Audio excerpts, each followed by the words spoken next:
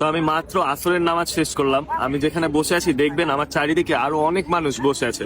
সকলেই নেক্সট মাগরিবের নামাজের জন্য অপেক্ষা করছে। এখানে সবাই যত রাকাত সম্ভব তত রাকাত নামাজ পড়ার চেষ্টা করছেন, কারণ এখানে 1 রাকাত নামাজ পড়লে 1000 রাকাত নামাজ পড়ার মতো সোয়াব পাওয়া যায়। ফ্লোরটা এত ঠান্ডা আর হচ্ছে পুরা জায়গাটা আপনি দেখবেন যে সব জায়গায় পরিষ্কার, কারণ আমাদের এখানে যে ভাইয়েরা আছেন তারা এই প্রতিটা জায়গা সব সময় পরিষ্কার করছে। এই যে এখানে আমাদের একজন ভাই আছেন ঠিক পিছনেই আপনারা দেখতে পাচ্ছেন, আমার পিছনে ঠিক এই জায়গাতেই হযরত মুহাম্মদ সাল্লাল্লাহু আলাইহি সাল্লাম শায়িত আছেন। এখানে আপনারা দেখতে পাচ্ছেন কত দেশ থেকে লাখ লাখ মানুষ এসেছে হযরত মুহাম্মদ সাল্লাল্লাহু আলাইহি সাল্লামকে সালাম জানাতে। হযরত মুহাম্মদ সাল্লাল্লাহু আলাইহি সাল্লাম নিজে বলেছেন যে আমার মসজিদে নামাজ পড়তে আসবে, ইবাদত করতে আসবে, সে আল্লাহ তাআলার মেহমান। আপনারা যখনই এরকম কবুতরের ঝাঁক দেখতে পারবেন বুঝতে পারবেন যে আপনারা মসজিদের নববীর খুব কাছাকাছি চলে এসেছেন। আর এখানে দেখবেন অনেক মহিলারাই এই কবুতরদের খাবারও আপনার কাছে বিক্রি করছে।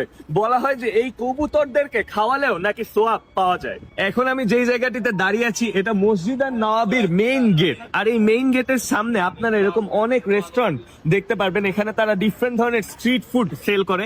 আপনারা চাইলে এখানে এসে খেতে পারবেন। এই ক্যাফে আর রেস্টুরেন্টে দেখেন অনেকেই বসে এখানে খাওয়া দাওয়া করছেন। তার পাশাপাশি এখানে দোকানও আছে যেখান থেকে আপনারা জায়নামাজ, তসবি, পাঞ্জাবি যেগুলো আমরা এখানে আসলে কিনি, আসলে এই সকল জিনিস কিনতে পারবেন। কিন্তু এটা যেহেতু একদম মেইন পয়েন্টে, তাই এখানে সবকিছুর দামই একটু বেশি। এখন আমরা মসজিদের নওয়াবির সেই মেইন গেটটার সামনে একটা ফটো বুথের সামনে আসলাম। এখানে এই ফটো বুথটা দেওয়া হয়েছে যেন আপনারা আপনাদের স্মৃতি ধরে রাখতে পারেন এখানে ছবি তুলে। আর এই ফটো বুথটা দেওয়ার রিজন হচ্ছে এখান থেকে একদম সুন্দরভাবে মসজিদ আর নওয়াবিটা দেখা যায়।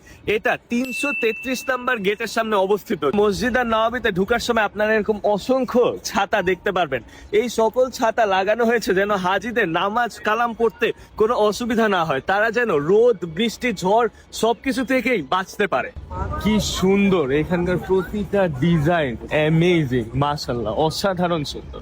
আমার পিছনে ইন্দোনেশিয়ান ভাই ও বোনেরা হজে এসেছেন। এখানে এরকম ডিফারেন্ট দেশ থেকে অনেক মানুষজন একসাথে গ্রুপ করে হজে আসে। মসজিদ আর নওয়াবির ভিতরের কার্পেট দেখুন কি সুন্দর। আমাদের ভাইয়েরা আসলে কত সৌভাগ্যবান হলে ওনারা এই কাজটা করতে পারতেছেন। মাশাআল্লাহ, খুবই ভালো লাগতেছে দেখে। গাড়িটা যাচ্ছে, এরা হচ্ছে জমজমের পানি নিয়ে যাচ্ছে, আপনারা দেখতে পাচ্ছেন। আমার পিছনে যে গাড়িটা যাচ্ছে আপনারা দেখতে পাচ্ছেন, এখানে লাশ বহন করা গাড়ি এটা। যারা হজ অথবা ওমরায় এসে মৃত্যুবরণ করেন তাদের লাশ যদি তাদের ফ্যামিলি চায় তাহলে এই লাশগুলো সব কবর দেওয়া হয় জান্নাতুল বাকিতে। আমার মনে হয় তারা কত বড় ভাগ্যবান যারা এই মহান ব্যক্তিদের পাশে শায়িত হতে পারে।